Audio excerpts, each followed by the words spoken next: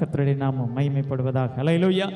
சிந்திக்கும்படிக்கு தெரிந்து கொண்ட வேத வசனம் 2 சாமுவேலின் புஸ்தகம் 22வது அதிகாரம் 21வது வசனம். என் நீதிக்கு தக்கதாக எனக்கு பதிலளித்தார், என் செய்கையின் சுத்தத்திற்கு பதிலாக எனக்கு சரி கட்டினார். அல்லேலூயா, அல்லேலூயா. கர்த்தர் நல்லவர். அதில் 25வது வசனத்தை வாசிப்போம்.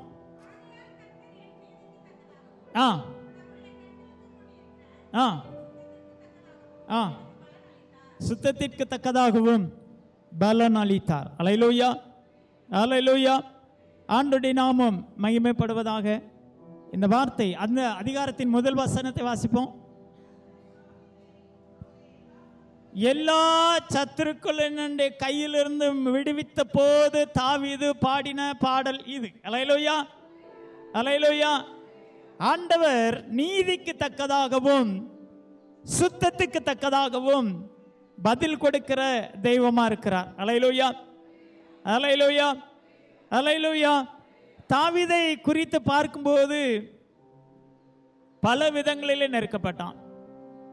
அது உறவுகளால் நெருக்கப்பட்டான், ஜனங்களால் நெருக்கப்பட்டான், அதிகாரிகளால் நெருக்கப்பட்டான், எதிராளிகளால் நெருக்கப்பட்டான். சிறைப்பிடித்து போகப்பட்ட போதெல்லாம் தனித்து நின்றான். கல்லெறியும்படிக்கு தொடர்ந்து வந்தார்கள். ஈட்டி அவன் பக்கத்தில் வந்து ஈட்டி விழுந்தது. அல்லேலூயா.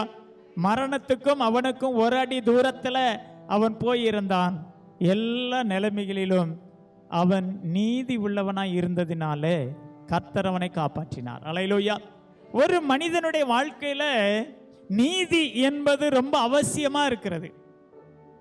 இப்போ நிறைய பள்ளிக்கூடங்களில் நீதி கதைகள் சொல்லிக் கொடுப்பதில்லை. நீதி கதைகள் நிறைய இடங்களில் சொல்லிக் கொடுப்பதில்லை. முன்னால் நாங்கள் படித்த அந்த காலங்களிலெல்லாம் பார்த்துட்டிங்கன்னா எப்படியும் தமிழில் நீதி கதைகள் இருக்கும். அது தனியாக எடுத்து அதுக்கு தனி ஒரு பீரியட் எடுத்து அதில் அவங்க நடத்தி கொடுப்பார்கள். அதில் வஞ்சகம் செய்தால் என்ன தண்டனை, நன்மை செஞ்சால் என்ன ஆசீர்வாதம், எல்லாத்தையும் அந்த ஒவ்வொரு கதைகளாக சொல்லி கொடுப்பாங்க. 3rd படிக்கும்போது ஒரு கதை சொல்லி கொடுத்தாங்க எங்கள் டீச்சர். அது என்னென்னா, ஒரு கொக்கு போய் குளத்தில் போய், அது பஞ்சதந்திர கதை அப்படி தானே? எத்தனை பேருக்கு அது ஞாபகம் இருக்கு? பஞ்சதந்திர கதைன்னு சொல்லிட்டு அந்த கொக்கு போய் குளக்கரையில் உட்கார்ந்துட்டு இருக்கும். அப்போ ஒரு நண்டு பாவமாக உட்கார்ந்துட்டு இருக்கே, என்ன விஷயம்னு கேட்கும். உடனே இந்த கொக்கு சொல்லும், எல்லா இடத்துலையும் குளத்தில் உள்ள மீனெல்லாம் பிடிச்சி எல்லாரும் பிடிச்சிட்டு போயிட்டு இருக்கிறாங்க. இந்த குளத்தில் இருக்கிற அந்த மீன்களை காப்பாற்றலாம் நான் நினைக்கிறேன். இந்த மீனெல்லாம் ரொம்ப தூரத்தில் கொண்டு போய் ஒரு குளத்தில் விட போகிறேன். இன்னும் உடனே இந்த நண்டு போய் எல்லா மீனுக்கிட்டேன்னு சொல்லி எல்லா மீனும் வந்துக்கிட்டே இருக்கும். எல்லா மீனும் வர வர வர வர இந்த கொக்கு கொண்டு போய் பிடிச்சு கொண்டு போய் அங்கங்கே தின்னுட்டு பாறைகளில் தின்னும் திங்காமலையும் பாதியும் எலும்பும் கூடமா போட்டு போயிருக்கோம். கடைசியில் இந்த நண்டை பிடிச்சு போகும். நண்டு பிடிச்சிட்டு போகும்போது நண்டு மீனை இப்படி பிடிச்சா அதுக்கு வேற ஒன்றும் பண்ண முடியாது. ஆனால் நண்டு அப்படி கிடையாது. இப்படி பிடிச்சாக்கி தலைகீழ தான் நிற்கணும். அப்போ தலைகீழ பார்க்கும்போது மீன்கள் எல்லாம் எலும்பும் கூடுமா கிடக்கிறத பார்த்த உடனே, இதுதான் உன்னுடைய தந்திரத்தினால செஞ்சியான்னு சொல்லிட்டு அந்த நண்டு அந்த கொக்குனுடைய கழுத்தை நறுக்கிறோம். இதில் என்ன சொல்லியிருக்குன்னா, இதுதான் இப்படிப்பட்ட நீதி கதைகள் அதிகமாக இருந்தது. இன்றைக்கு நீதி கதைகளை சொல்லிக் கொடுப்பது தான் சண்டே ஸ்கூல் நடத்துவோம். நீதி கதைகள் சொல்லிக் கொடுப்பதில் தான் விபிஎஸ் நடத்துவோம். எல்லாமே நடந்தது. ஆனால் இன்றைக்கு தடுமாற்றமான ஒரு நிலைமைகளிலே எல்லா இடங்களிலும் காணப்படுகிறது. ஆனால் தாவீது சொல்லும்போது, நான் நீதியில நடக்கிறவன். அல்லேலூயா, அல்லேலூயா. இந்த அதிகாரத்தில் பார்க்கும்போது அவன் தேவன் செய்த நன்மைகளை மாத்திரமல்ல, தேவனுடைய செயல்களை மாத்திரமல்ல, தேவனுடைய குணநலன்களை சொல்லுகிறான். அல்லேலூயா. தேவனை புகழுகிறான். அடைக்கலமானவர், நல்லவர், அவர், இவர் எல்லாத்தையும் சொல்றான். அதுக்கு பிறகு அவர் செய்கைகளை சொல்லுகிறான். செய்து முடிச்சுட்டு அவன் எல்லாத்தையும் ஆண்டவரை துதிச்சு மேன்மைப்படுத்தி சொல்லிட்டு இந்த வசனத்தை சொல்லுகிறான். திரும்ப வாசிங்க 21வது வசனத்தை. என் நீதிக்கு தக்கதாக எனக்கு பதில் அளித்தார். அல்லேலூயா. என் நீதிக்கு தக்கதாய் பதிலளித்தார். நீதி அப்படின்னா என்ன? அது தர்மம் என்று சொல்லுகிறார்கள், நேர்மை என்று சொல்லுகிறார்கள். தர்மமும் நேர்மை அத சொல்லப்பட்டிருக்கு. நீ நன்மை செய்தால் உனக்கு, யாரை பார்த்து ஆண்டவர் சொன்னார்? காயினை பார்த்து. ஏன் அவன் நீதியாய் செய்யவில்லை? தேவன் அவனுடைய கனிகளை ஆசீர்வதிக்காமல் அவனை விட்டு விட்டார். உடனே அவனுக்கு கோபம் வந்தது. அவன் நீதியை மறந்தான். அல்லேலூயா. தன்னிடத்தில் என்ன தவறு உண்டு என்பதை சொல்லப்படவில்லை. அல்லேலூயா. ஆனா அங்க ஆண்டவர் சரியா எழுதி வைத்திருக்கிறார். அவன் நிலத்தை பயிரிட்டு அந்த கனிகள் கொண்டு வரும்போது சிலவற்றை என்று சொல்லப்பட்டிருக்கிறது. நேர்த்தியானதை என்று சொல்லப்படவில்லை, முதலில் காய்த்ததை என்று சொல்லப்படவில்லை, சிலவற்றை என்று சொல்லப்பட்டிருக்கிறது. ஆனால் ஆபேல் தன்னுடைய ஆட்டை மேய்த்து ஆட்டு மந்தையில தலையீட்டையும் சிறந்ததையும் கொண்டு வந்தான் என்று சொல்லப்பட்டிருக்கிறது. அல்லேலூயா. இன்னைக்கு கிறிஸ்தவர்கள் நிறைய பேர் ஆசீர்வதிக்கப்படாததற்கு காரணம் என்னன்னா, சிறந்ததை கர்த்தருக்கு கொடுக்கிறது இல்ல, முதன்மையானதை கர்த்தருக்கு கொடுக்கிறது இல்ல. அவங்க வாழ்க்கையில ஏதோ கிடைச்சது, ஏதோ கிடைத்தது என்றல்ல, எது கிடைத்தாலும் அதுல நேர்த்தியாய் கர்த்தருக்கு கொடுக்க கர்த்தர் ஆசீர்வாதத்தை அவர்கள் கொடுக்காமல் இருக்கவே மாட்டார். அல்லேலூயா. அல்லேலூயா. நீதி அப்படின்னா என்ன? ஒரு மனுஷனுடைய இருதயத்தை அவர் என்ன சொல்ல வருகிறார் என்பதை புரிந்து அவர் சொல்லுவதற்கு முன்பதாகவே செய்வதுதான் நீதி. நீதினா என்ன? ஒரு மனிதன் ஒரு காரியத்தை பார்க்கும் போதே, சில பேரை பார்த்துட்டீங்கன்னா பார்த்த உடனே தெரியும், இதைத்தான் அப்பா யோசிக்கிறாரு, இதைத்தான் பாஸ்டர் யோசிக்கிறாரு, இதைத்தான் அம்மா யோசிக்கிறாங்க, இதைத்தான் ஆசிரியர் யோசிக்கிறார் என்று சொல்லி நினைத்து அதை செயல்படுகிறவர்கள் மேன்மையடைவார்கள். அல்லேலூயா. சொல்லி சொல்லி சொல்லி சொல்லி செய்கிறவர்கள் ஒரு நாளும் மேன்மை அடைய முடியாது. அல்லேலூயா. எக்ஸாம்பிள் எடுத்துக்கிட்டீங்கன்னா, ஒரு கலெக்டர் இருக்கிறார். அவர் வீட்டில் இருந்து ஆஃபீஸ் போகிறதுக்கு, கலெக்டர் ஆஃபீஸ் போகிறதுக்கு கிளம்புகிறார். கிளம்புகிற வேளையில் அவர் வர்ற நேரத்தில் டிரைவர் ஒரு மரத்தடியில் போய் எதையாவது பண்ணிவிட்டு அங்கே நின்றுக்கிட்டே இருந்தா, இவருங்க செல்லப்பாண்டி சீக்கிரம் வா, செல்லப்பாண்டி என்னன்னு வேற நினைச்சிடாதீங்க, சீக்கிரம் வா அன்னிட்டு அவங்க கூப்பிட்டதுக்கு பிறகு வந்தவர் கதவு திறக்க மாட்டார். அவங்க வீட்டை விட்டு வெளியில வரும்போதே வந்த உடனே அவங்க வந்து கார்ல ஏறணுங்கிறது, கதவை திறந்து அவங்கள உள்ளுக்குள்ள விட்டுட்டு அதற்கு பின்பு தான் அவர் கதவை திறந்து அவருடைய சீட்ல உட்கார்ந்து வண்டி ஓட்டிட்டு வருவார். இப்ப என்ன, அம்மா புறப்பட்டுட்டாங்க, கலெக்டர் அம்மா புறப்பட்டுட்டாங்க, கலெக்டர் ஐயா புறப்பட்டுட்டாரு. அப்ப நேரம் எங்க போகும்? அந்த கலெக்டருக்கு தெரியுதோ தெரியலையோ, அந்த டிரைவருக்கு தெரியும், ஐயா இங்க தான் போறாருன்னு சொல்லி. அல்லேலூயா. அல்லேலூயா. இதுதான் அது புரிந்து கொண்டு அப்படி செய்கிற டிரைவருக்கு லாங் லைஃப், மேன்மையும் கிடைக்கும், அந்த கலெக்டரோட கூட நல்ல ஐக்கியம் இருக்கும், நல்ல ஒரு அன்பு இருக்கும். இந்த டிரைவருக்காக கலெக்டர் எதையும் செய்வதற்கு துணிந்து நிற்பார். அல்லேலூயா. அல்லேலூயா. ஆனா அவங்க கிளம்பும் போதே இவர் எங்காவது போய் நிற்க, பேரை சொல்லி கூப்பிட ஒரு நாள் பொறுத்திருப்பாங்க, 2 நாள் பொறுத்திருப்பாங்க, அதிகபட்சம் 1 மாசம் பொறுத்திருப்பாங்க. 1 மாசம் பொறுத்த உடனே உனக்கு சம்பளத்தை பிடி போன்னு சொல்லிட்டு என்ன செய்வாங்க, கொடுத்து அனுப்பி விட்டுருவாங்க. அப்போ எஜமானனுடைய இருதயத்தை ஒரு வேலைக்காரன் அறிந்து கொள்ளவானேயானால் அதுதான் உண்மையான நீதி. அல்லேலூயா. அதே மாதிரி இன்னொரு கதை சொல்லுகிறேன். ஒரு ராஜா அரண்மனையில இருந்து எட்டி பார்க்கிறார். ரோட்ல ஒரு வண்டியில நிறைய சரக்கு போய் கொண்டிருக்கிறது. ராஜா ஒரு வேவுகாரனை பார்த்து சொல்லுகிறார், வண்டியில போறது என்னன்னு கேட்டுட்டு வா. இவன் ஓடுறான், ஐயா இந்த வண்டி எங்க போகுது கேட்டு வந்துட்டான். நான் என்ன கேட்டு அனுப்புனேன். அப்ப அடுத்து கேட்கிறார், திருப்பி வருகிறான். முதல்ல எங்க போகுது போய் கேட்டு வர, 2வது என்ன போகுது அதையும் போய் கேட்கிறான். அதுக்கு பிறகு இது எங்க போகுது, அதுக்குள்ள வண்டி கடந்து போயிட்டே இருக்குது. ஆனா இன்னொருத்தங்கிட்ட சொல்லுகிறான், நீ அந்த வண்டி எங்க போகுதுன்னு கேட்டுட்டு வா சொல்லும்போது இவன் போறான். இது என்ன போகுது, எங்க போகுது, யார் வீட்டுக்கு போகுது, என்ன விலைக்கு போகுது, எதற்காய் போகிறது, இது எப்போ போய் சேரும், எல்லாத்தையும் கேட்டுட்டு வந்து சொல்லுகிறான். இதுல யாருக்கு மரியாதை? இரண்டாவது போன மனிதனுக்கு தான். அல்லேலூயா. அப்போ இங்க ஒரு தேவன் நமக்கு ஒரு திட்டத்தை வைத்திருக்கிறார். ஆண்டவர் என்ன திட்டத்தை என்னை கொண்டு செய்ய விரும்புகிறார் என்று சொல்லி அவருடைய மனதில் இருக்கிறதை புரிந்து செயல்படுவது தான் நீதி. அல்லேலூயா, அல்லேலூயா. அடுத்து சொல்லப்பட்டிருக்குது, அது சுத்தத்துக்கு தகுந்தாற்போல் என்று சொல்லப்பட்டிருக்கிறது. அந்த சுத்தம் என்பதற்கு சுதந்திரம் என்று சொல்லப்பட்டிருக்கிறது. அல்லேலூயா, அல்லேலூயா. சுதந்திரம் அப்படின்னா ஃப்ரீடம். நமக்கு எதையும் செய்யலாம். நமக்கு இந்த உலகத்துல எதையும் செய்வதற்கான சரியான ஃப்ரீடம் நமக்கு தான் கொடுக்கப்பட்டிருக்குது. மற்ற மிருகங்களுக்கோ பறவைகளுக்கோ கொடுக்கப்படலை. மனுஷனுக்கு மட்டும்தான் நல்லது கெட்டது, எதை செய்யலாம் எதை செய்யக்கூடாது என்கிற எல்லா விவரங்களும் தெரிகிற அளவுக்கு நமக்கு நல்ல ஃப்ரீடத்தை தேவன் கொடுத்திருக்கிறார். அல்லேலூயா. தேவன் ஃப்ரீடத்தை கொடுத்திருக்கிறார் என்பதனால மனம் போன வாழ்க்கை வாழ்வதற்காக ஃப்ரீடம் அல்ல. தன்னாட்சி, தன்னார்வம், ஃப்ரீடம் கொடுக்கப்பட்டிருக்கிறது என்பதற்காக மனம் போன போக்கில் ஒரு மனுஷன் வாழ்வதை தேவன் விரும்பல. ஃப்ரீடம் கொடுத்தாச்சு. ஆண்டவர் சொன்னாரு எல்லா கனியும் சாப்பிடலாம். அல்லேலூயா. எல்லா கனியும் சாப்பிடுறதுக்கு ஃப்ரீடம் கொடுக்கப்பட்டிருக்கிறது.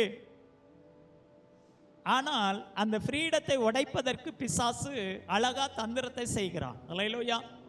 தந்திரத்தை செய்து அவன் சில காரியங்களை சொல்லுகிறான். அதுக்கு இவளும் இணங்கி போகிறாள், இவளும் சாப்பிடுகிறாள், அவனுக்கும் கொடுக்கிறாள். அவர் ரெண்டு பேருக்குள்ளே பாவம் வந்தது. அல்லேலூயா.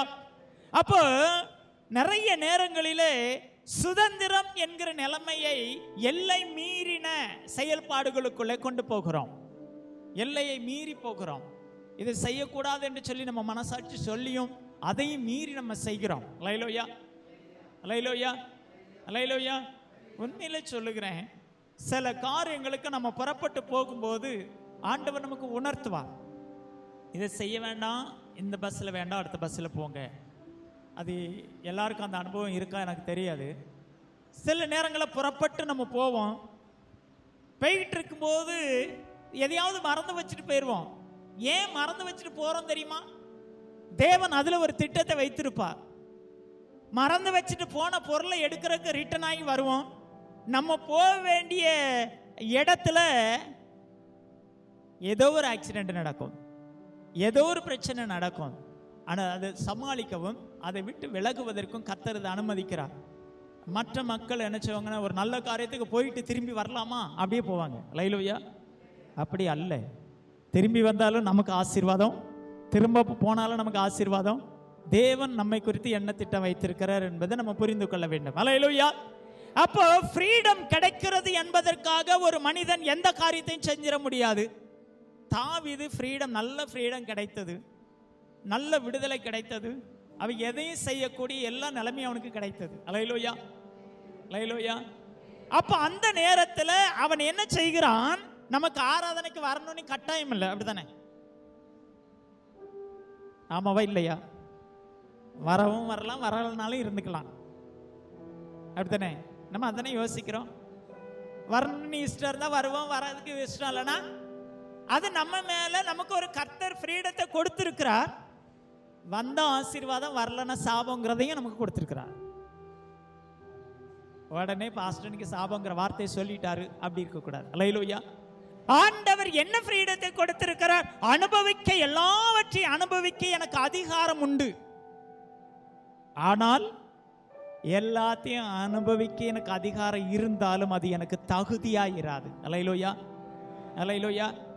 நமக்கு தண்ணி அடிக்க அதிகாரம் உண்டு. உடனே யாராவது போய் தண்ணி அடிக்கலாம்னு நினைச்சிடாதீங்க. ஏன்னா எல்லாமே இருக்கு.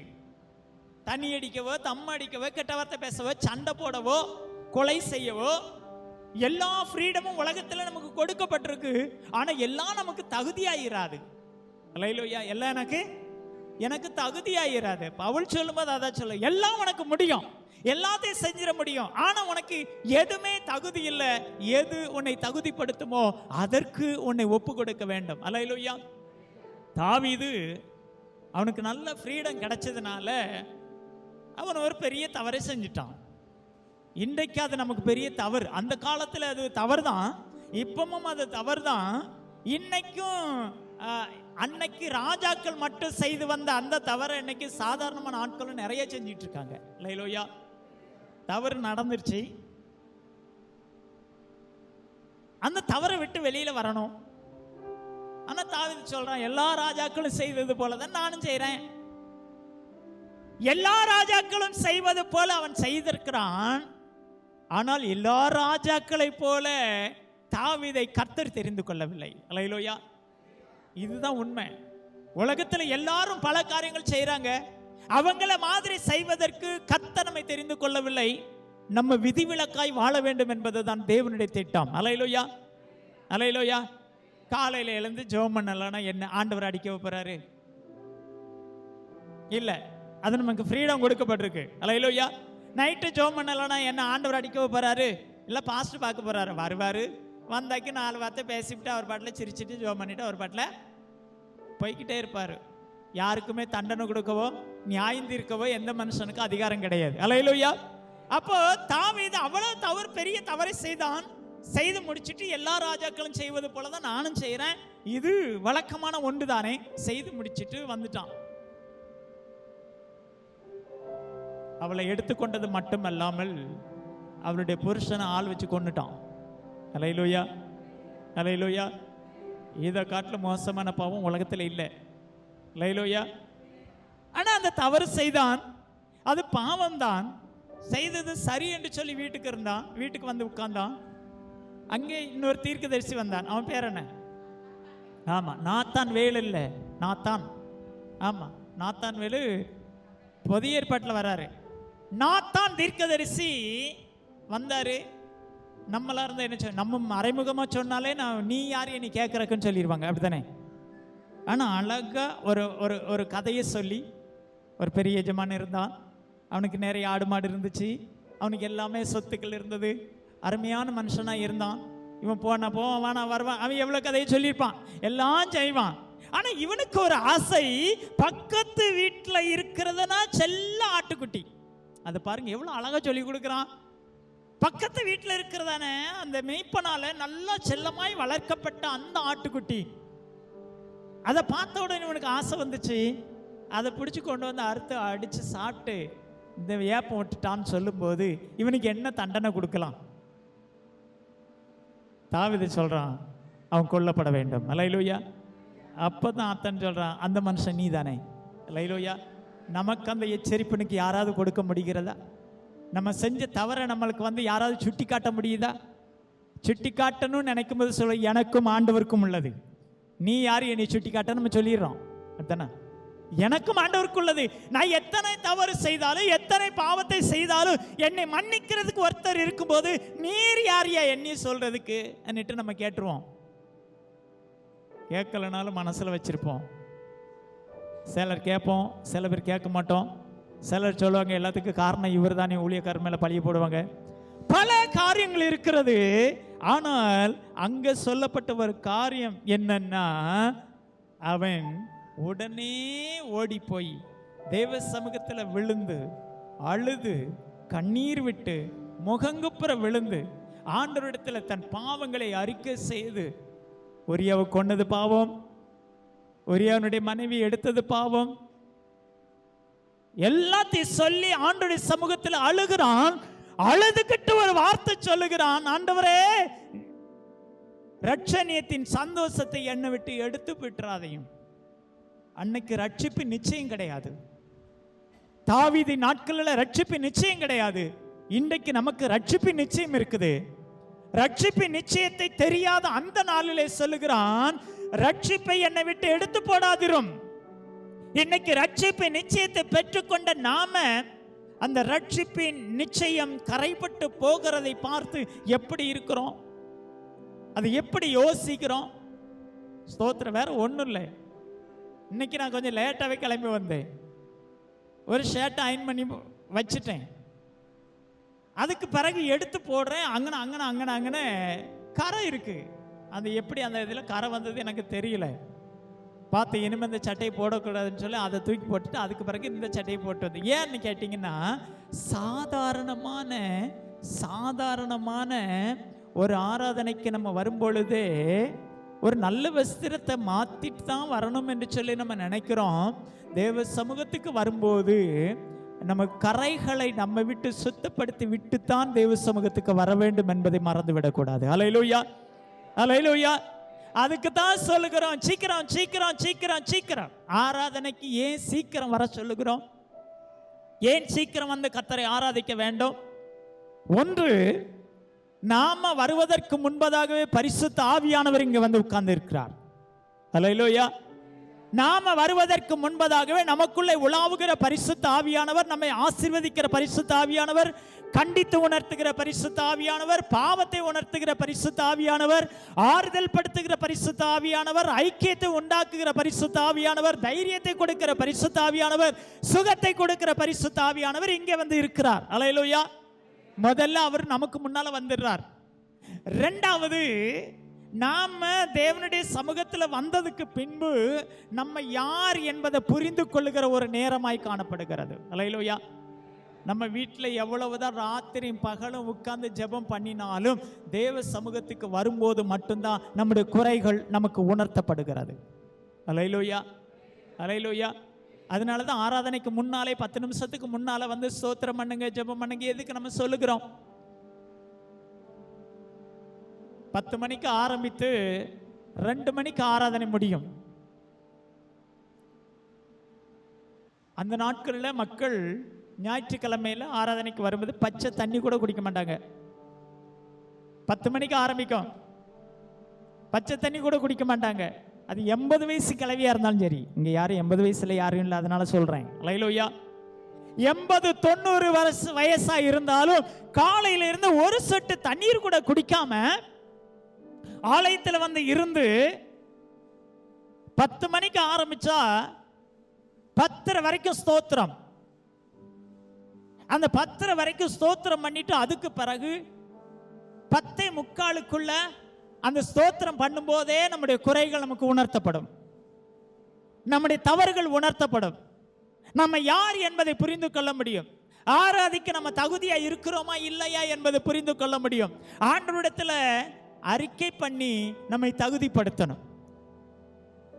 இப்ப 10:30 வரைக்கும் ஸ்தோத்திரம் சொல்லி 10:40 ஆராய்ந்து பார்த்து தேவனை மகிமைப்படுத்தி ஒரு திருப்தி வரும். அந்த திருப்திக்கு பிறகுதான் 10:40 பிறகுதான் பாட்ட ஆரம்பிப்பாங்க. முதல் பல்லவி பாடும்போதே அங்கு ஆவில நிரம்பி ஜனங்கள் ஆராதிக்க ஆரம்பிப்பார்கள். அப்போ கீபோர்டு கிடையாது, கிட்டார் கிடையாது, இன்ஸ்ட்ருமெண்ட் எல்லாம் கிடையாது. மிஞ்சி மிஞ்சி போனா ஒரு ஒத்த ட்ரம் இருக்கும், அதுவும் கூட இருக்காது. கைகளை தட்டி ஆராதிப்பார்கள். அல்லேலூயா. அந்த கை தட்டுற தட்டு 7 தெருவுக்கு கேட்கும். அப்படி கர்த்தரை ஆராதிப்பார்கள். அந்த பாட்டு வர்ஷிப் முடிகிறதுக்கு முன்னால அங்கே தீர்க்க தரிசன வார்த்தைகள் புறப்பட்டு வரும். அந்த தீர்க்க தரிசன வார்த்தைகள் சபையில தீர்க்க தரிசன வார்த்தைகள் வரும்போது அந்த வார்த்தைக்கு முற்றிலுமாய் செவி கொடுத்து இந்த வார்த்தை எனக்கு வராதா என்று சொல்லி ஜனங்கள் எதிர்பார்த்து காத்திருப்பார்கள். அங்கு பேசப்படுகிற அந்த வார்த்தைகள் முழு சபைக்கும் அது எச்சரிப்பின் வார்த்தை தான் அதிகமாய் வரும். தீர்க்க தரிசனங்களிலே எச்சரிப்பின் வார்த்தையில் தான் அதிகமா வரும். இன்னைக்கு நமக்கு பிரசங்கமும் ஆசீர்வாதமா சொல்லணும், பாடலும் ஆசீர்வாதமா ஆராதிக்கணும், எல்லாமே நீ நல்லா இருப்ப நல்லா இருப்ப நல்லா இருப்ப, இதையே கேட்டு கேட்டு கேட்டு கேட்டு செவிகள் மந்தப்பான ஒரு நிலைமையில நம்ம உட்கார்ந்துட்டு இருக்கிறோம். அல்லேலூயா, அல்லேலூயா. அந்த ஆராதனையே முடிச்சிட்டு 2 மணிக்கு ஆராதனை முடியும். 2 மணிக்கு ஆராதனை முடிச்சதுக்கு பிறகு ஜனங்கள் உடனே வீடு தேடி ஓடிட மாட்டாங்க. உட்காந்து எந்த பகுதிக்கு ஊழியத்துக்கு போகலாம், எந்த பகுதியில் போய் சண்டே ஸ்கூல் நடத்தலாம், எந்த பகுதியில் நமக்கு ஒரு வாசல் திறக்கப்படும், எங்கே ஓப்பன் இயர் போடலாம், இப்படி பிளான் பண்ணி செய்து ஜனங்கள் காலையில் இருந்து கிட்டத்தட்ட 4 மணி 5 மணி வரைக்கும் ஒரு ஞாயிற்றுக்கிழமை முழுவதும் அந்த ஆராதனை முடிஞ்சதுக்கு பிறகு ஒரு ஜூஸ் அல்லது தண்ணியை குடிச்சிட்டு கர்த்தருடைய ஊழியத்தை செய்த நாட்கள் உண்டு. அல்லேலூயா. ஆனால் இன்றைக்கு நம்ம நினைச்சு பார்ப்போமே, ஆனால் நம்ம வெட்கப்பட வேண்டிய ஒரு நிலைமையில தான் நம்ம உட்கார்ந்துட்டு இருக்கிறோம். அல்லேலூயா. ஆனா இங்க சொல்லப்பட்டிருக்கிறது, தாவீது உணர்த்தப்படும் போது உடனேயே தன்னை அர்ப்பணித்தான். உடனே அர்ப்பணித்தான். உடனே ஓடி போனா, ஒரு கதவை அடைச்சான், உட்கார்ந்தா. யார்கிட்டையும் கேட்கல. நாத்தானே நீ யார் என்னை சொல்லன்னு கேட்கல. அவன் நினைத்தான், நாத்தான் மூலமாய் வருகிற வார்த்தை கர்த்தர் தான் எனக்கு பேசினார் என்று சொல்லி. அல்லேலூயா, அல்லேலூயா, அல்லேலூயா. தேவன் என்னோடு கூட பேசுகிறார், பேச வேண்டும் என்று சொல்லி எதிர்பார்க்காமல் ஆராதனைக்கு வந்தா வெறுமையா வந்துட்டு வெறுமையாவே போவோம். அல்லேலூயா. நான் கர்த்தர் என்னோடு கூட பேசணும்னு சொல்லிட்டு வந்தா மட்டும்தான் என்கிட்ட பேசுவார். அல்லேலூயா, அல்லேலூயா. பேச ஏதோ கடமைக்கு ஞாயிற்றுக்கிழமை போனோம், ஒரு 10 ரூபாய் கிழிஞ்ச நோட்டை காணிக்க போட்டோம், ஆராதனை முடிச்சுட்டு போட்டோம். அப்படி இருந்தா இங்கேயும் ஆசீர்வாதம் இல்லை, அங்கேயும் ஆசீர்வாதம் இல்லை, எங்கேயுமே ஆசீர்வாதம் இல்லை. அல்லேலூயா. ஆனா தேவ சமூகத்தில் எதிர்பார்த்து காத்து வர வேண்டும். முதலாவது பார்க்கும்போது அங்கே ஸ்தோத்திரம் 3வது வசனத்தை ஒரு வாசிக்கலாம். 2 சாமுவேல் 22:3.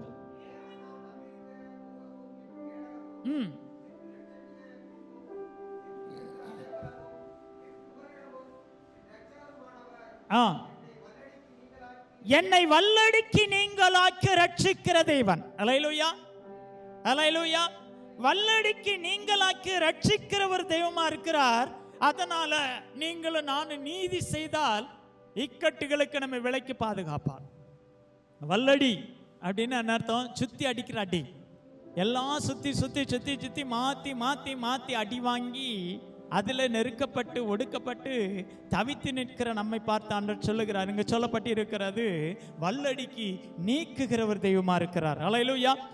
ஆதியாகமம் 4வது அதிகாரம் 7வது வசனத்தை வாசிப்போம். நீ நன்மை செய்தால் மேன்மை இல்லையோ. அல்லேலூயா. அவன் தன் சகோதரனை கொலை செய்து புதைத்து விட்டு ஒண்ணுமே தெரியாத மாதிரி போயிட்டு இருக்கான். ஆண்டவர் கூப்பிடுறாரு, காயினே, ஆதாமே ஆதாமே நீ எங்க இருக்கேன்னு கேட்டாரு. காயின் கிட்ட நீ எங்க போற, உன் சகோதரனை எங்க? அப்ப சொல்ல, என் சகோதரனுக்கு நான் காவலாளியா? நான் உன்னை பார்த்ததே இல்லை. அல்லேலூயா, அல்லேலூயா. நான் பார்க்கல. அப்ப ஆண்டவர் சொன்னாரு, நம்மளா இருந்தா என்ன செஞ்சிருப்போம்? அவனுக்கு கொடுத்த தண்டனை அவனுக்கு தாரேன்னு சொல்லிட்டு நம்மளும் வெட்டி போட்டுருந்துருப்போம். ஆனால் என்ன செய்யல, ஆண்டவர் என்ன செய்யல, நீ எப்படி உன் சகோதரனை கொன்னியோ அவன் ஒரு அடியில் செத்துட்டான், நீ புதைச்சிட்ட. ஆனால் நீ காலம் ஃபுல்லாக அவதிப்படுவ. அல்லேலூயா, அல்லேலூயா. நீ காலம் ஃபுல்லாக குற்ற உணர்வோட தெரிவ. மேலே பழி சுமரும்னு சொன்னதுக்கு காரணம் என்னன்னு கேட்டீங்கன்னா, காலம் ஃபுல்லாக உனக்கு குற்ற உணர்வு இருக்கும். காரணம் இல்லாமல் ஒருவனை கொன்றாய், அதனால உனக்கு காலம் முழுவதும் உனக்கு நிம்மதி இல்லாம நீ அலைந்து திரிவாய் என்று சொல்லி ஆண்டவர் அனுப்பிவிட்டார். அல்லேலூயா, அல்லேலூயா. நீதி செய்தால் கண்டிப்பா மேன்மை என்பது அது தடைப்படாது. அந்த மேன்மை கண்டிப்பா நமக்கு கிடைக்கும். மொர்தெகாயை குறித்து பார்க்கும்போது, ஆமோன் தானே, ஆமா, இஸ்ரவேல் ஜனங்களை அழிப்பதற்கு 127 நாடுகளில் உள்ள ஜனங்களை அழிப்பதற்கு அவன் உபாய தந்திரத்தை செய்து அவன் செய்து கொண்டு எல்லா ஜனங்களுக்கும் எல்லா 127 நாடுகளுக்கும் இருக்கிற யூதர்களை கொலை செய்ய வேண்டும் என்று சொல்லி தாக்கீதுல கையெழுத்து போடுகிற நிலைமைக்கு அவன் வந்தாச்சு. அல்லேலூயா. இது மொர்தெகாய்க்கு நன்றாக தெரியும். மொர்தெகாய்க்கு நன்றாய் தெரிந்த உடனே போய் நம்மளா இருந்தா என்ன பண்ணியிருப்போம், கூப்பிட்டு 4 இழுப்பு சப்புன்னு வச்சு, நீ என்னடா மனுஷன், என் ஜனத்தை அழிக்கிறதுக்கு நீ யாரு என்னட்டு என்ன செஞ்சிருப்போம்? அட சொல்லுங்களேன். 4 இழுப்பு இழுத்தனாலும் அவனை உட்கார வச்சிருந்திருப்போம். ஆனா மொர்தெகாய் அப்படி செய்யல. அவன் நீதி உள்ளவனா இருந்ததுனால அவன்கிட்ட எதிர்த்து நிக்காம தேவ சமூகத்தில் நிற்க ஆரம்பித்தான். அல்லேலூயா. அழிவு வரப்போகுது என்று சொன்ன உடனேயே அவன் அழ ஆரம்பித்தான், துக்கிக்க ஆரம்பித்தான், உபவாசம் பண்ண ஆரம்பித்தான், வஸ்திரத்தை மாற்றினான், குப்பையில புழுதியில புரண்டான், புரண்டு தன் துக்கத்தை வெளிப்படுத்தினான். அல்லேலூயா, அல்லேலூயா. அந்த துக்கத்தை எதுவரைக்கும் வெளிப்படுத்தினான்?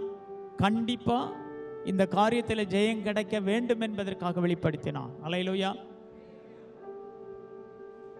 மொர்தெகாய் கொண்ட துக்கம் ஜனங்களை காப்பதற்காக அவன் முழங்காலிலே நின்று துக்கத்தை வெளிப்படுத்தினான். ஆண்டவர் அதை பார்த்தார். அகாஸ்வேரு ராஜாவின் உள்ளத்தில் பேசினார்.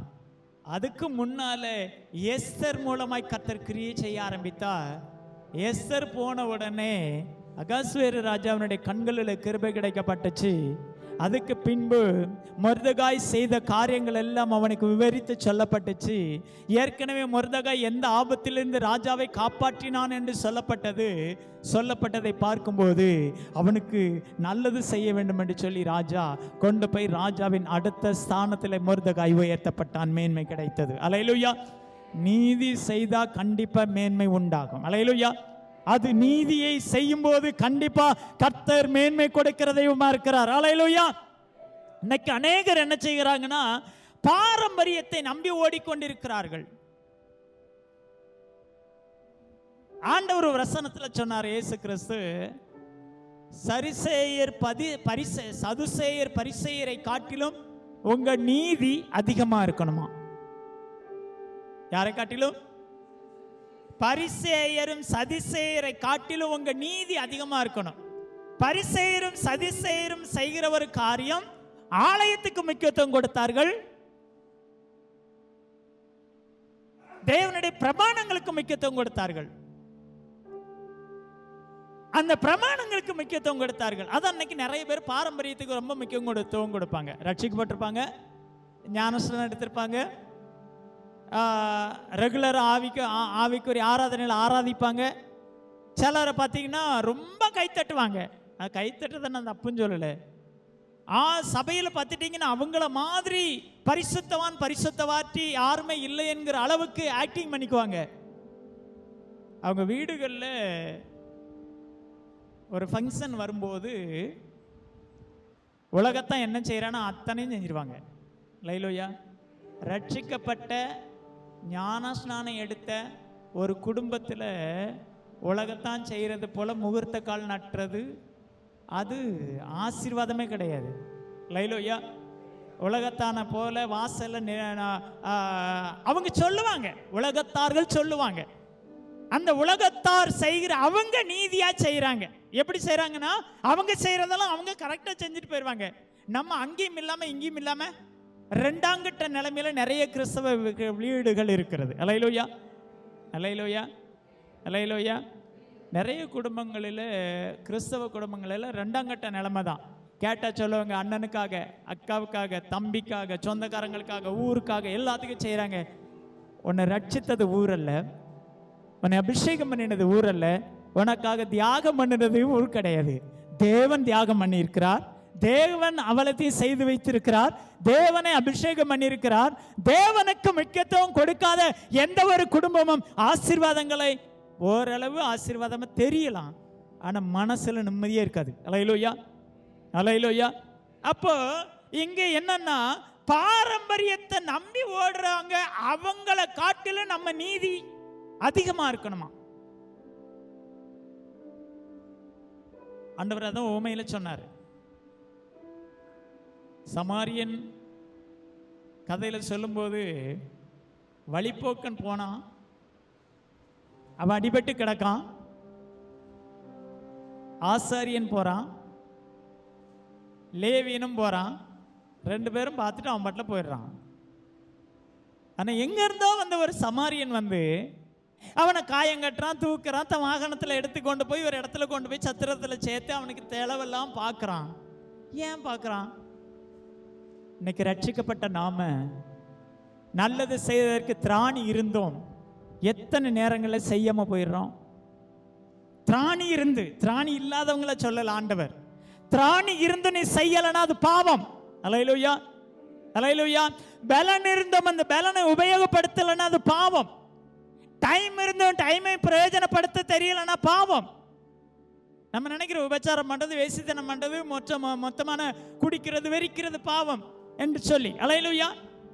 எனக்கு செய்வதற்கு திராணி இருந்து நான் செய்யாம போயிட்டேன்னா அதுதான் முக்கியமான பாவம். அல்லேலூயா, அல்லேலூயா, அல்லேலூயா, அல்லேலூயா, அல்லேலூயா.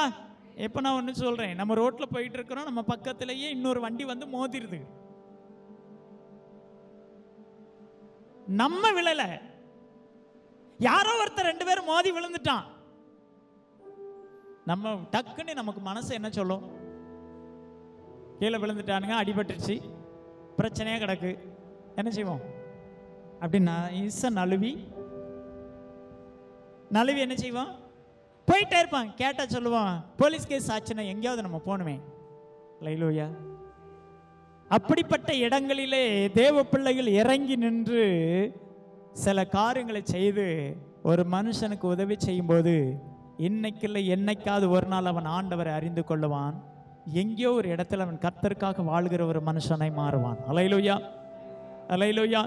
ஆனா தேவ பிள்ளைகள் இந்த நாட்களில் அதிகமாய் தங்களுக்கு திராணி இருந்தும் அந்த திராணியை பிரயோஜனப்படுத்தாத தேவ ஜனங்கள் அதிகமாய் பெருகி கொண்டு வருகிறார்கள். சுயநலம் அதிகமாக இருக்கிறது. பொது நலத்தை விட்டு சுயநலத்துக்கு அதிக இடம் கொடுக்கிறார்கள். அதனாலதான் ஆசீர்வாதங்கள் குறைந்து போகிறதுக்கு காரணமா இருக்கிறது. அல்லேலூயா. யோசுவா 6வது அதிகாரம் 5வது வசனத்தை ஒரு வாசிக்கலாம். யோசுவா 6:5.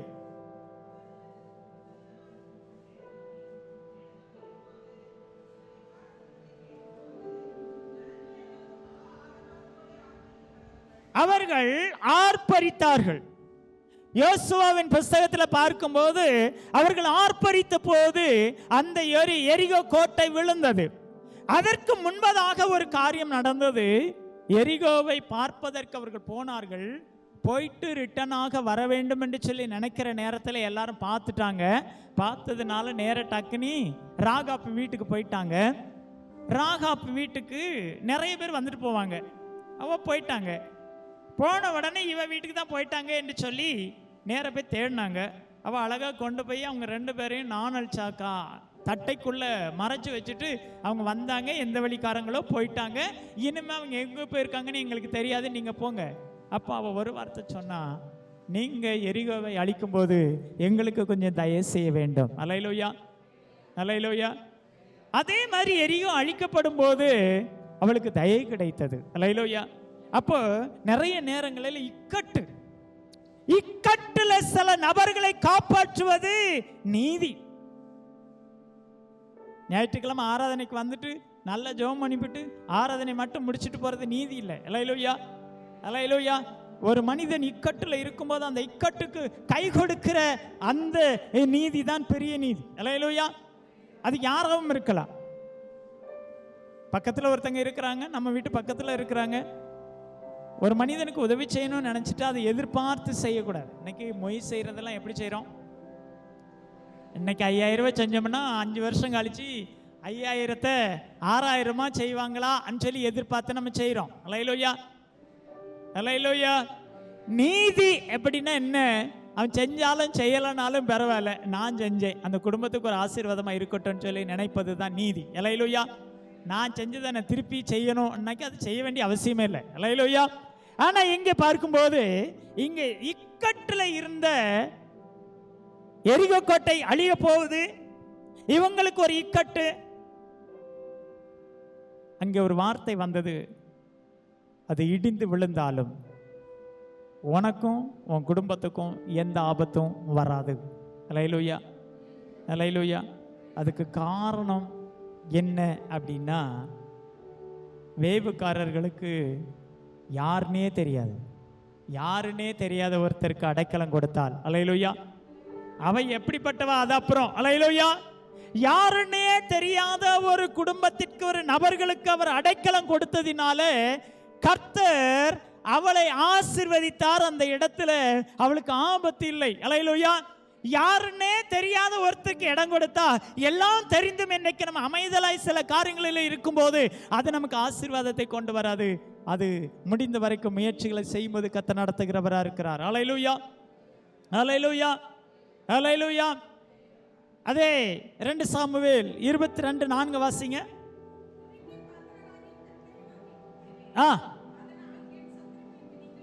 என் சத்துருக்களுக்கு நீங்களாக்கி என்னை ரட்சிப்பார். நம்மள நீதி செய்யும் போது சத்துருக்களுக்கு விலைக்கு பாதுகாத்து கொள்ளுவார். நம்ம கிட்ட நீதி இருந்தா. அல்லேலூயா. நமக்கு நீதி இல்லை அப்படின்னா சத்துருக்கள் கையில் நம்மளை பிடிச்சி கொடுத்துருவார். தேவன் அப்படிதான் செய்வார். அல்லேலூயா. எனக்கு நான் நியாயமா செய்திருந்தேன், ஆனால் கண்டிப்பா எந்த காரியத்திலும் வெட்கப்படுத்த விட மாட்டார். அல்லேலூயா. நான் நீதி இல்லாதவனா இருந்து சில இடங்கள்ல பார்த்துட்டீங்கன்னா பொய்ய சொல்லி இதுதான் உண்மைன்னு நிரூபிச்சு காமிச்சு பிடிச்சிடுவாங்க. அல்லேலூயா. எதிராக நிற்கிறவங்க பொய் சொன்னாலும் நாம பொய் சொல்லக்கூடாது. அதுதான் நீதி. ஒரு இட பிரச்சனையே வருதுன்னு வச்சுக்கோங்களேன், அவங்க 1000 பொய்யை சொல்லட்டும், நம்ம உண்மையா இருந்தோம்னா ஆண்டவர் அதுக்கான காரியத்தை யாரை கொண்டு செய்யணுமோ அப்படியே செஞ்சு முடிச்சிருவார். அல்லேலூயா. ஆனால் நிறைய பேர் என்ன செய்கிறது இல்லைன்னா, பிரச்சனை நீ வந்த உடனே வார்த்தைகளை கொஞ்சம் அதிகமாக்கி உண்மைக்கு புறம்பான சில பொய்யான வார்த்தைகளை சொல்லிட்டு நம்மளும் அவங்களுக்கு ஈக்குவலா போயிடும்போது அங்கே தூசிக்கப்படுவது ஆண்டுடைய நாமம் மட்டும்தான், நம்ம கிடையாது. அல்லேலூயா. அல்லேலூயா. அந்த அதிகாரத்தை 49வது வசனத்தை வாசிங்க. என் சத்துருக்களுக்கு விலக்கி காப்பது என் கர்த்தர் ஒருவரே. நான் நீதி செய்துட்டா கண்டிப்பா சத்துருக்கள் என்னை மேற்கொள்ள முடியாது. நான் நியாயத்தை செய்துவிட்டால் சத்துருக்கள் என்னை மேற்கொள்ள முடியாது. நான் உண்மையா இருந்தா கண்டிப்பா சத்துரு என்னை மேற்கொள்ள முடியாது. அல்லேலூயா. எந்த சத்துருவானாலும் சரி, சில நேரங்களில் வேலை செய்கிற இடங்கள்ல பிரச்சனைகள் வரும். எல்லா நாளும் நம்மக்கிட்ட எல்லாரும் அன்பா இருப்பாங்க, நல்லா இருப்பாங்க நம்ம சொல்லவே முடியாது. காரணமில்லாத காயங்கள் வரும், காரணமில்லாத பிரச்சனைகள் வரும். அந்த நேரத்தில் நம்ம அமைதலாக போயிடணும். அமைதலாக போயிட்டோம்னா நமக்கு அது தெரியாது. நம்ம கொஞ்சம் ஏதாவது நம்ம உண்மை இதுதான் சொல்லி சொல்ல போனா கூட நம்ம மேல வெறுப்பா இருக்கிறவங்க அதை ஏத்துக்க மாட்டாங்க. இதுதான் உண்மை, இதுதான் நடந்துச்சு, இதை நீங்க இது இல்லைன்னு நீங்க சொன்னாலும் நம்ம மேல வெறுப்பா இருக்கிறவங்க என்ன நினைப்பாங்க தெரியுமா? அதை ஏத்துக்கவே மாட்டாங்க. ஏன்னா அவங்களுக்கு அந்த வெறுப்பு கண்களை மறைச்சிரும். மறைச்சதுக்கு பின்பு அது ஏற்கனவே காயப்பட்டதை காட்டிலும் அதிகமாய் காயப்படுத்தி விட்டுருவாங்க. அது நமக்கு ரொம்ப மனசு பாரமா இருக்கும். அல்லேலூயா. ஆனா இங்க சொல்லப்பட்டு இருக்கிறது 1 நாளாகமத்தின் புஸ்தகம் 17வது அதிகாரம் 10வது வசனத்தை வாசிப்போம். 1 நாளாகமம் 17:10.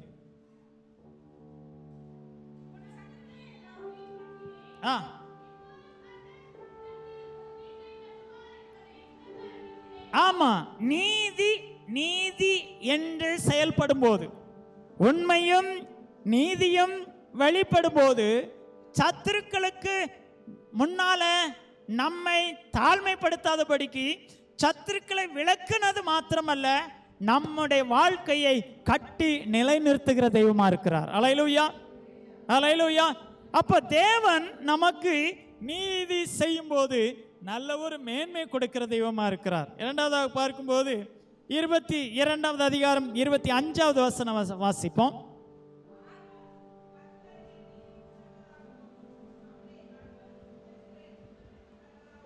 என் சித்தத்துக்கு தக்கதாகவும் கர்த்தர் அற்புதங்களை செய்கிறவரா இருக்கிறார். அல்லேலூயா. நீதிக்கு தக்கதாக நீதி செய்யும் போது மேன்மை கொடுக்கிறார். அடுத்து கைகளின் சுத்தத்துக்கு தக்கதாக நமக்கு நீதியை கொடுக்கிற தெய்வமா இருக்கிறார். அல்லேலூயா. இப்ப கைகளின் சுத்தம் என்று வரும்போது கர்த்தருடைய வார்த்தைக்கு 100க்கு 100 கீழ்ப்படிவது. கைகளின் சுத்தம்னு நிறைய பேர் நினைச்சா சாப்பிட்டுட்டு கை கழுவுறது, அல்லது சாப்பிட்றதுக்கு முன்னால கை கழுவுறது, அப்படி இல்லை. அல்லேலூயா. அல்லது எதையாவது எடுத்துட்டு அதுக்கு பிறகு கையை கழுவுனா தான் திருப்தி என்று சொல்லும்போது, இப்போ நீங்கள் ஸ்டாஃப் நர்ஸுங்களெல்லாம் பார்த்துட்டிங்கன்னா ஹாஸ்பிட்டலில் ஒர்க் பண்ணுற நிறைய பேர் உடனுக்குடன் கை கழுவுவாங்க முன்னால். இப்போ எல்லாருக்கும் கைக்கு க்ளோஸ் போட்டிருக்கு. ஆனால் கைக்கு க்ளோஸ் போட்டாலும் அந்த கை கழுவுன பழக்கம் உள்ளவங்க ஆட்டோமேட்டிக் அதை செஞ்சுக்கிட்டே தான் இருப்பாங்க. லைலோயா.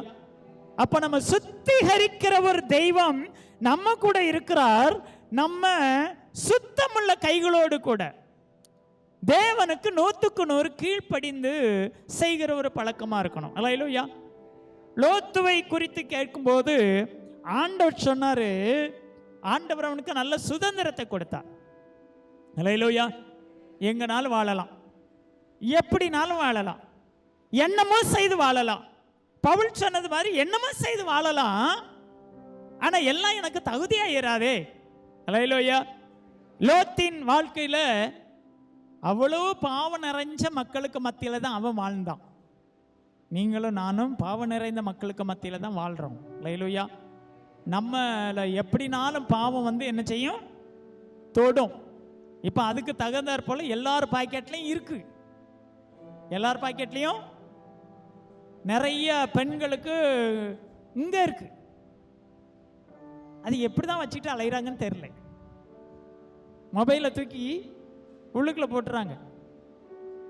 ஆனா தேவ பிள்ளைகள் நம்ம கையில எல்லாம் இருக்கு. ஆனா எதை நம்ம அனுபவிக்கணுமோ அதை அனுபவிக்க வேண்டியதை அனுபவிக்க வேண்டும்.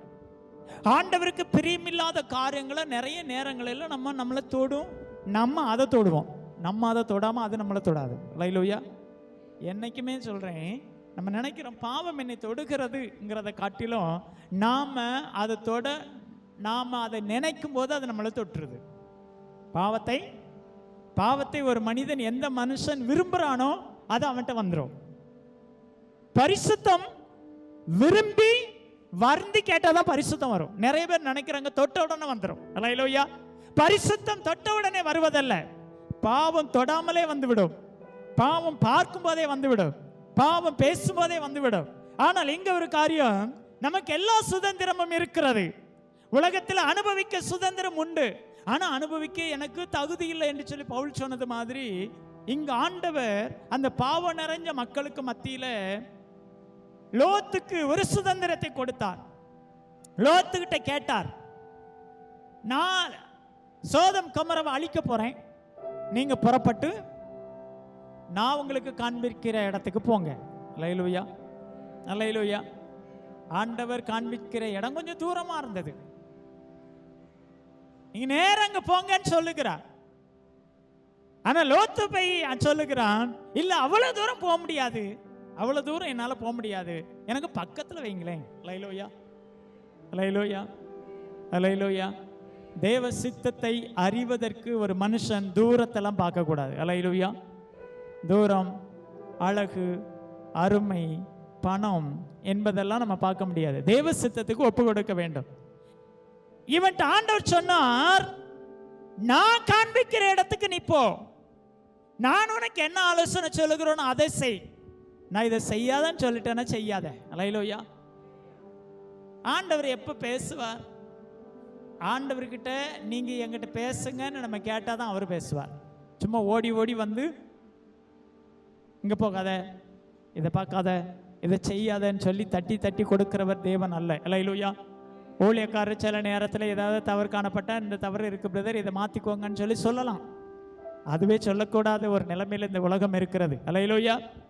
ஆனால் தேவன் அப்படிதான் ஒய்யாம வந்து பிடிச்சு இழுத்துக்கிட்டு இருக்கிற தேவன் அல்ல.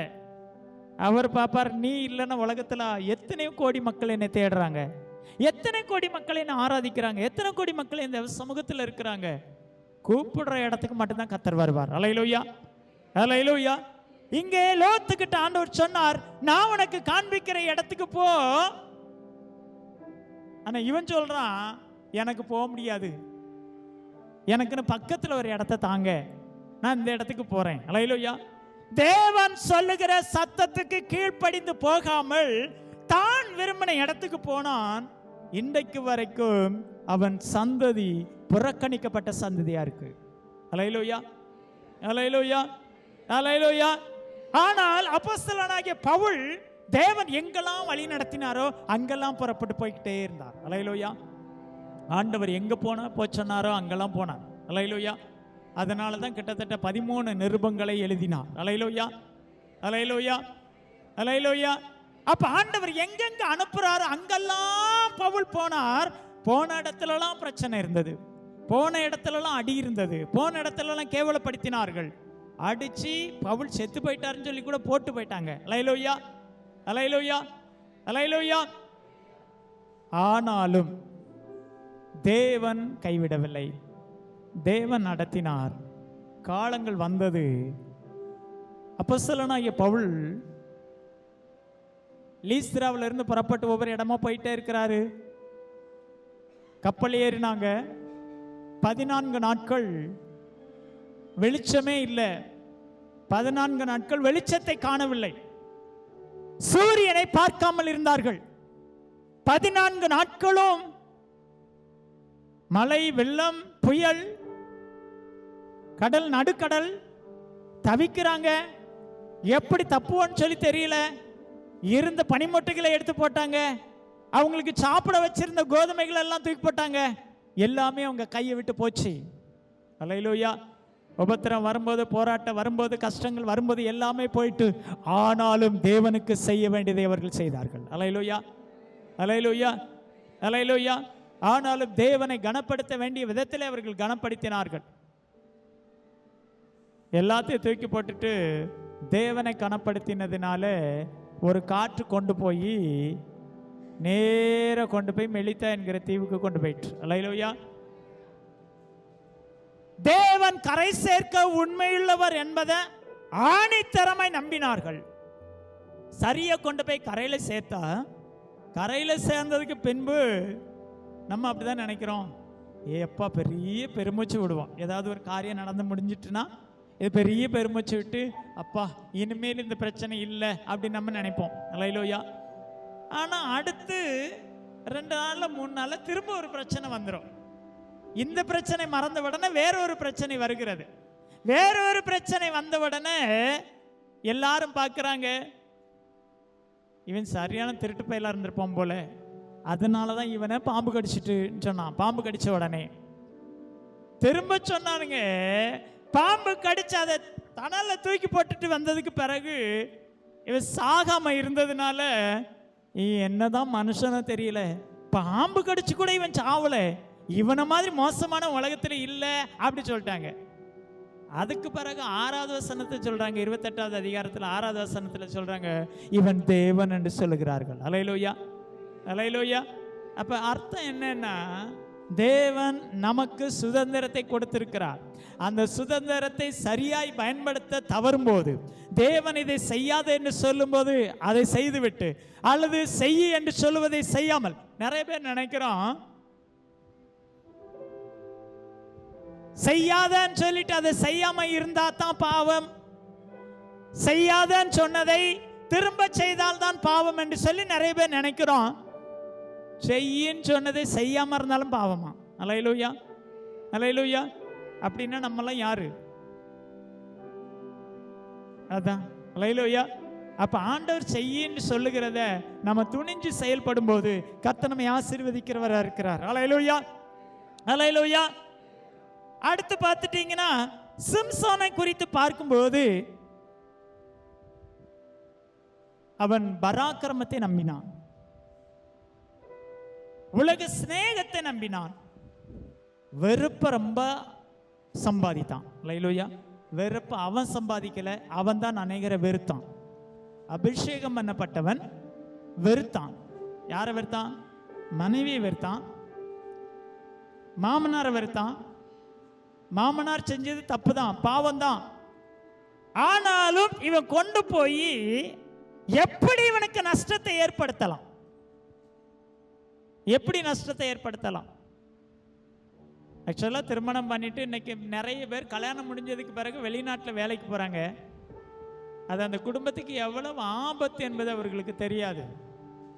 நீங்கள் நிறைய பேரை பார்த்துட்டிங்கன்னா, குடும்பத்தை விட்டுட்டு வெளிநாட்டு வேலைக்கு போகிறவங்க எல்லாருமே நிம்மதி இல்லாத ஒரு வாழ்க்கை, குடும்பத்தில் நல்ல ஒரு விரக்தியான ஒரு வாழ்க்கை. அவங்க அதை என்ன செய்கிறாங்கன்னு தெரிய மாட்டேங்குது. கடைசியில் பார்த்தீங்கன்னா குடும்பமாக சூசைட் பண்ணுறாங்க, இல்லைன்னா ஏதாவது ஒன்று நடந்து அந்த குடும்பம் சின்ன பின்னமாக போயிடுது. அதனால தான் பெரும்பாலும் நம்ம அனைவருக்கு சொல்லுகிற ஒரு வார்த்தை, வாலிப நாட்களில் வெளிநாடு போய் சம்பாதிச்சுட்டு கல்யாணத்தை பண்ணதுக்கு பிறகு குடும்பத்தோட உட்காரணும். அதுதான் மனுஷனுக்கு நல்லது. அல்லேலூயா, அல்லேலூயா. நிறைய பேர் குடும்பத்தை விட்டுட்டு வெளிநாட்டில் போய் சம்பாதிக்கிறாங்க. இங்க அவர்கள் சம்பாதிக்க போறதுனால அவங்க சம்பாதித்து இவங்க கொடுக்குறாங்க. ஆனாலும் அந்த வீட்டில் அவங்க விட்டுட்டு போற அவங்க மனைவிக்கு என்னென்ன பெயர்லாம் வருது தெரியுமா உங்களுக்கு? எவ்வளவு எவ்வளவு கெட்ட கெட்ட வார்த்தை வருது தெரியுமா? எவ்வளவு பேர் என்னெல்லாம் மரியாதை இல்லாம பேசுறாங்க தெரியுமா? ஆனால் சில பேர் நினைக்கிறாங்க வெளிநாட்டில் போயிட்டு நிறைய கோட்டி அள்ளலாம், எங்கே போனாலும் இங்கேருந்து நம்ம செலவு பண்ணிட்டு போகிறோமே, அந்த காசு 2 வருஷம் செலவு பண்ணிட்டு போனோம்னா அந்த காசை கடன் அடைக்கும் மிஞ்சி மிஞ்சி போனால் 1 லட்சம் 1.5 லட்சம் சம்பாதிச்சு தான் முடிக்க போகிறோம். அல்லேலூயா. அவள் வட்டியை வாங்கி எல்லாம் கொடுத்துக்கிட்டு கடைசியில் இப்படி தான் உலகமே இருக்குது.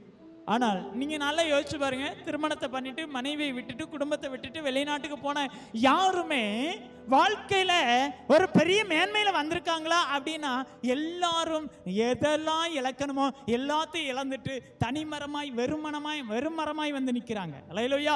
ஆனால் இங்கே சொல்லப்பட்டு இருக்கிறது, அவன் உலக சிநேகத்தை நம்பினான்.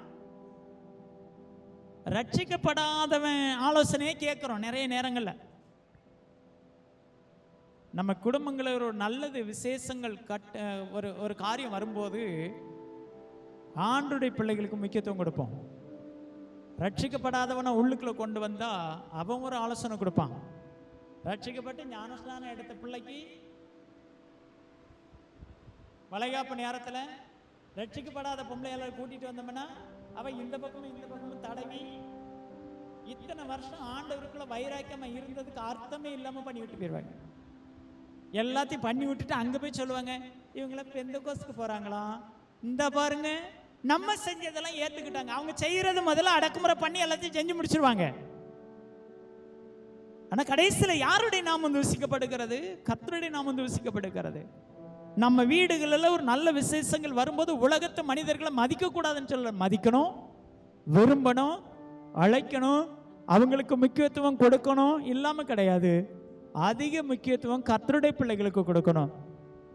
ஊழியக்காரருடைய ஆலோசனை கேட்டு செய்யணும். அல்லேலூயா, அல்லேலூயா. எல்லாத்தையும் அவங்கவுங்க இஷ்டத்துக்கு செஞ்சிருவாங்க. கடைசி நேரத்தில் பாஸ்டர் வந்து சும்மா தான் நின்று போவார்.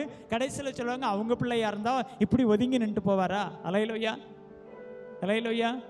இந்த இடத்துல வந்து யார் யாரெல்லாம் ஞானஸ்நானம் எடுக்கிறாங்களோ, யார் யாரெல்லாம் இந்த சபையில் குழந்தை பிரதிஷ்டை பண்ணப்படுதோ அத்தனை பேருக்கும் ஊழியக்காரனுக்கு இல்லாத முக்கியத்துவம் வேறு யாருக்கும் கிடையாது. அல்லேலூயா. பாஸ்டருக்கு தான் அதிக முக்கியத்துவம் கொடுக்கணும். அல்லேலூயா. நீ காணிக்க கொடுக்காம போ, அது அப்புறம். அல்லேலூயா. தேவ பிள்ளைகளை முன்வைத்து, தேவதாசர்களை முன்வைத்து மனதார ஆசீர்வதிக்கக்கூடிய ஆசீர்வாதத்தின் அந்த செயல்பாடுகளை நம்ம செய்யணும். அல்லேலூயா, அல்லேலூயா, அல்லேலூயா.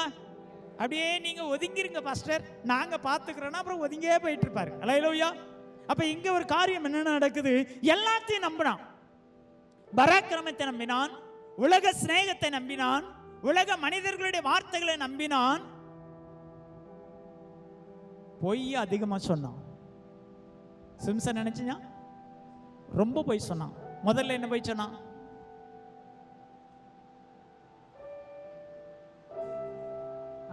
அது வந்து கதை, அவன் விடுகதை போட்டான்.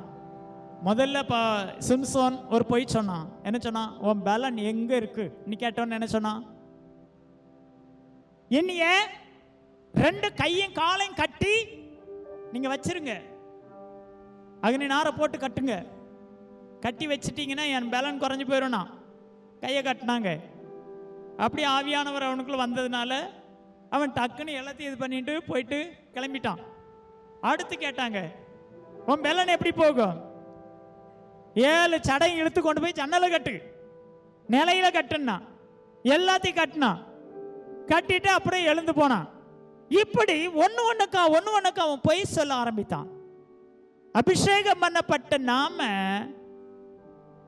பொய் சொல்லவும் கூடாது, பொய்யை நம்பவும் கூடாது. அல்லேலூயா. நம்ம பொய் சொல்லனாலும் இன்னொருத்தன் சொல்ற பொய்யை அப்படியே நம்புறோம். அல்லேலூயா. இன்னொருத்தன் சொல்ற பொய்யை, அது ஊழியக்காரரை குறித்து பொய் சொன்னா தாராளமா நம்புறோம். ஏன்னா அவரை மாதிரி இளிச்சவாய் உலகத்தில் ஒருத்தரும் கிடையாது. அல்லேலூயா. ஆபத்தில் அவர் தான் வந்து நிற்கணும், கண்ணீரில் அவர் தான் வந்து நிற்கணும், இக்கட்டில் அவர் தான் வந்து நிற்கணும், மரணத்தின் நேரத்தில் அவர் தான் வந்து நிற்கணும். நன்மையான காரியங்களில் அவர் ஒதுக்கினாலும் அவர் அதையும் மீறி வரணும். எத்தனை முறை வந்தாலும் அவமானப்படுத்தினாலும் அவ்வளவு அவமானத்தை தாங்கிக்கிட்டு அவர் வரணும். ஆனா ஊழியக்காரரை குறித்து யாராவது தவறுதலா சொன்னாலோ பொய் சொன்னாலோ அப்படியே நம்பி ஊழியக்காரர்களை பகைக்கிறோம். அது நமக்கு ஆசீர்வாதம் இல்லை. அல்லேலூயா, அல்லேலூயா. பொய்யுக்கும் உண்மைக்கும் ஒரு வித்தியாசம் தெரியாத விசுவாசியே கிடையாது. அல்லேலூயா. அப்ப இங்க சொல்லப்பட்டு இருக்கிறது, யோசேப்புக்கு முன்னால சிம்சோனை பார்க்கிறோம். அவன் என்ன செய்கிறான்? எல்லாத்தையும் உலக சிநேகத்துக்கு ஒப்பு கொடுத்தான். ரட்சிக்கப்படாதவனுடைய ஆலோசனை அவனுக்குள்ள இருந்துச்சு. அல்லேலூயா. அவன் அழகா சொன்னான், என் உயிர் மாதிரி நான் உன்னை நினைக்கிறேனே, என் உயிர் ஒன்னில கலந்துருக்குதே, நீ அப்படி நினைச்சு பார்க்க மாட்டியா?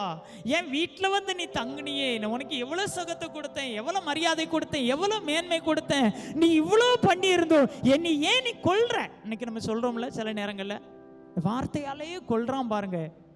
ஏன் நீ என்னை கொல்ற? மௌனமா இருந்து ஏன் கொல்ற? நீ சொன்னதெல்லாம் எனக்கு என்னாச்சு? ஏன் சொல்ல மாட்டேங்கிற? நீ உயிர் போற மாதிரி அவனை அப்படியே வசப்படுத்தி பேசிட்டான். அல்லேலூயா. பேசின உடனே மடியில படுத்தான். அல்லேலூயா. அப்படியே தலையை தடவி கொடுத்து நல்லா தூங்க வச்சுட்டு அவன் நினைச்சான், இவ கைதான் என் முடிக்குள்ள வருதுன்னு நினைச்சான். அல்லேலூயா, அல்லேலூயா. இவ கையினால தான் என் முடிய கோர்த்தி கொண்டு இருக்கிறான்னு சொல்லி அப்படியே தூங்கிக்கிட்டு இருந்தான். அந்த கையுக்கும் அந்த சவரன் கத்திக்கும் உள்ள வித்தியாசம் தெரியாத அளவுக்கு தூங்கிட்டான். அல்லேலூயா. இன்னைக்கு தேவனுடைய பிள்ளைகளை பிசாசு யாரை கொண்ட எப்படியோ ஒரு காரியத்தில் மயக்கி எதிலையோ விழுந்து எதையோ விட்டு எழுந்திருக்க முடியாதபடிக்கு. அல்லேலூயா, அல்லேலூயா, அல்லேலூயா, அல்லேலூயா. எதையோ வைத்து அமுக்கி, எதையோ வைத்து நம்மளை நிர்மலமாக்கி, எதையோ வைத்து எழும்ப விடாதபடிக்கு அவன் நம்மளை அப்படி அமுக்கி வைக்கிறான். அது சில நேரங்களில் ரட்சிக்கப்பட்டவர்களை கொண்டும் செய்கிறான். அல்லேலூயா, அல்லேலூயா. ஆனா அப்படிப்பட்ட நேரத்தில் அவன் அறியாதபடிக்கு அவன் நித்திரையாய் இருந்தான். அவன் தூங்கிட்டான். அல்லேலூயா. பலனெல்லாம் இழந்துட்டான். அல்லேலூயா, அல்லேலூயா, அல்லேலூயா. அவனுக்குள்ள பெருமை அதிகமா இருந்துச்சு. பொய் மட்டும் சொல்லல, அவனுக்குள்ள பெருமை அதிகமா இருந்துச்சு. ஏன் பெருமை அவனுக்கு அதிகமா இருந்துச்சு? நான் கூப்பிடாம ஆண்டவர் வருகிறார். சிலர் கேட்பாங்க, ஜெபம் பண்ணணுமாக்கு? கண்டிப்பா ஜெபம் பண்ணாதான் கர்த்தர் ஆசீர்வதிப்பாரா? ஜெபம் பண்ணாம ஒரு ஆசீர்வாதம் வருதுன்னா அது அழிவுக்கு சமம். அல்லேலூயா. ஜெபம் பண்ணாம ஒரு நன்மை வருதுன்னா அந்த நன்மைக்கு பின்னால பெரிய வினை இருக்கு என்பதை நம்ம அறிந்து கொள்ள வேண்டும். அல்லேலூயா, அல்லேலூயா. எதையும் செய்யலாம் என்பது நம்முடைய விருப்பம் அல்ல, இப்படிதான் வாழ வேண்டும் என்பது தான் தேவனுடைய விருப்பம். அல்லேலூயா, அல்லேலூயா. ஆனால் பராக்கிரமத்தையும் உலக சிநேகத்தையும் பெருமையையும் மாம்ச இச்சைக்குள் போனான். மாம்ச இச்சை அவனுக்குள் அதிகமாய் வந்தது. மாம்ச இச்சைன்னு உடனே நிறைய பேர் என்ன நினைக்கிறாங்கன்னா, விபச்சாரம் செய்கிறது தான் மாம்ச இச்சை நினைக்கிறாங்க. விபச்சாரம் செய்வது அது மாம்ச இச்சையினுடைய முக்கியமான இடத்துக்கு போயிருது. அல்லேலூயா, அல்லேலூயா. மாம்ச இச்சை அப்படின்னா என்ன? பவுல் சொன்ன மாதிரி சரீரத்தை பேணுறதுக்கு சில விஷயம் இருக்கான். அல்லேலூயா. இஷ்டத்துக்கு சரீரத்தை பேணிடக்கூடாதான். அல்லேலூயா. 4 பேர் பார்க்கும்போது நம்ம உடையை பார்த்து 4 பேர் சிரிக்கிற அளவுக்கு இருந்துடக்கூடாதான். அல்லேலூயா. அதனால தான் பெரும்பாலும் சகோதரிகள் பிளவுஸ் போடுறதை குறித்து அதிகமாக சபைகளில் பேசப்படும். ஏன் தெரியுமா? ஒரு கல்யாண வீட்டில் ரிசப்ஷனுக்கு போயிருந்தேன். அந்த ரிசப்ஷன்ல அந்த பொண்ணு கட்டியிருந்த சாரி, ரட்சிக்கப்பட்ட குடும்பம், ரட்சிக்கப்பட்ட பிள்ளை. அந்த சாரி கட்டினதுக்கு பேசாம சாரியே கட்டாம விட்டு இருந்திருக்கலாம். அதை பார்க்கும்போது ரொம்ப வேதனையா இருந்தது. நம்மளா இப்படி நடத்தி கொண்டு வந்தோம். ஏன் உலகம் எந்த நிலைமையில போகுது தெரியுமா? நம்ம ஆட்கள் உலகத்தின் இச்சையிலும் உலகத்து ஆட்கள் என்ன செய்யறாங்களோ அத்தனைக்கும் நம்ம போயிடுறோம். ஹல்லேலூயா, ஹல்லேலூயா. உலகத்தாருக்கும் நமக்கும் ஒரு வித்தியாசம் அவசியம். அது உடையிலையும் சரி, சாதாரணமாக மற்ற நாட்களை காட்டிலும் இந்த திருமணங்கள் விசேஷ நாட்களில் நம்முடைய பிள்ளைகளை அலங்கரிக்கிற விஷயத்தில் பெற்றோர் அதில் கவனம் செலுத்துகிறவர்களாக இருக்கணும். கேட்ட சொல்லுவாங்க, அவங்க பியூட்டி பார்லரில் போனோம், பியூட்டி பார்லர்காரி மொட்டை அடிச்சு விட்டு அவங்க பிள்ளையை கொண்டு வந்து பொண்ணானி உட்கார வைப்போமா? அப்போ ஒவ்வொரு விஷயத்திலும் நம்ம கொஞ்சம் கவனமாக இருக்கணும். தேவன் எங்கே நமக்கு காரியத்தை கொடுத்திருக்கிறார், அனுபவிக்க அதிகாரம் உண்டு, ஆனா தகுதி கிடையாது. அவன் எல்லாத்தையும் நம்பினான், உலக மனுஷனை நம்பினான், செய்யத்தை நம்பினான், பெருமையை நம்பினான், எல்லாத்தையும் நம்பி போனான். கடைசியில அவன் மடியில படுத்து மயங்கி போனான். அல்லேலூயா. இன்னைக்கு பணத்துல மயங்குறவர்களுக்கு ஆபத்து, அழகுல மயங்குறவர்களுக்கு ஆபத்து, மனிதர்களில மயங்குறவர்களுக்கு ஆபத்து, உறவுகள் மேல மயக்க வைக்கிறவர்களுக்கு ஆபத்து, வீட்டில் உள்ளவர்கள் மேல மயக்க வைக்கிறவர்களுக்கு ஆபத்து. அல்லேலூயா. அது கணவனா இருந்தாலும் சரி, மனைவியா இருந்தாலும் சரி, கர்த்தருடைய இடத்தை அவங்களுக்கு கொடுக்க கூடாது. கணவனா இருந்தாலும் மனைவியா இருந்தாலும் கர்த்தருக்கு கொடுக்க வேண்டிய இடத்தை அவங்களுக்கு கொடுக்க கூடாது. பெற்றோரா இருந்தாலும் சரி, பிள்ளைகளா இருந்தாலும் சரி, கர்த்தருக்கு கொடுக்க வேண்டிய முதலிடத்தை வேற யாருக்கும் கொடுக்க கூடாது. யாருக்கு முதலிடம் நம்ம கொடுக்கிறோமோ அவர்களை சில வேளைகளில் நம்மளை விட்டு பிடிச்சிட்டு கூட கொண்டு போயிருவாரு. ஹல்லேலூயா. தேவன் நமக்கு என்ன செய்யணும்னு திட்டம் வச்சிருக்கிறாரோ அதை நம்ம செய்கிறவர்களா இருக்கணும். ஆனால் யோசேப்புக்கு எல்லா வாய்ப்பும் கிடைச்சது. யோசேப்புக்கு எல்லா வாய்ப்பும் கிடைச்சது, எல்லா வாய்ப்பும் அருமையா கிடைச்சது. அவன் நினைச்சிருந்தான்னா அந்த அம்மாவை ஏற்றுக்கொண்டு இருந்தா யோசேப்பு கொள்ள வேண்டியதில்லை, அவளே புருஷனு கொண்டு இருப்பா. இவன் மேல அவ்வளவு ஆசையா இருந்தா, இவன் மேல அவ்வளவு பிரியமா இருந்தா, இவனை எப்படியாவது தன்னுடைய கணவனாய் மாற்றிக்கொள்ள வேண்டும் என்று சொல்லி ஆசைப்பட்டாள். யோசேப்பு அவளுக்கு கொஞ்சம் எசைஞ்சு போயிருந்திருந்தான்னா அவனுக்கு கிடைத்த மேன்மை காட்டிலும் பெரிய உயர்வு கிடைச்சிருக்கும். ஆனா உலகத்தின் மூலமாய், உலக இச்சைகளின் மூலமாய், உலகத்தின் பொருளின் மூலமாய், உலக உறவுகளின் மூலமாய், உலகத்தின் காரியங்களின் மூலமாய் நமக்கு வர வேண்டிய எந்த உயர்வும் அது தேவன் கொடுக்கிற உயர்வுக்கு நிகர் அல்ல. அல்லேலூயா, அல்லேலூயா. இவன் அழகா சொன்னான், எஜமான் எல்லாவற்றையும் என்கிட்ட கொடுத்திருக்கிறாரு, ஒன்ன தவிர நான் அவருக்கு துரோகம் பண்ண மாட்டேன். இன்னைக்கு கர்த்தருக்கு எவ்வளவு துரோகம் பண்ணுகிறோம். கர்த்தர் எவ்வளோ காரியங்களை நமக்கு கொடுத்திருக்கிறார், அனுபவிக்க நிறைய கொடுத்திருக்கிறார். அனுபவிக்க வேண்டியதை அனுபவிக்காமல், விரும்ப வேண்டியதை விரும்பாமல், அனுபவிக்க கூடாததை எல்லாம் அனுபவித்து விட்டு வேதனைப்படுகிற நேரங்கள் வரும்போது ஆண்டவர் என்னை கைவிட்டார் என்று சொல்லுகிற விசுவாச கூட்டம் நிறைய பெருகி கொண்டு வருகிறது இந்த கடைசி காலத்துல. அல்லேலூயா, அல்லேலூயா. யோசேப்புக்கு நல்ல சுதந்திரம் கிடைச்சிச்சு பாவம் செய்யறதுக்கு.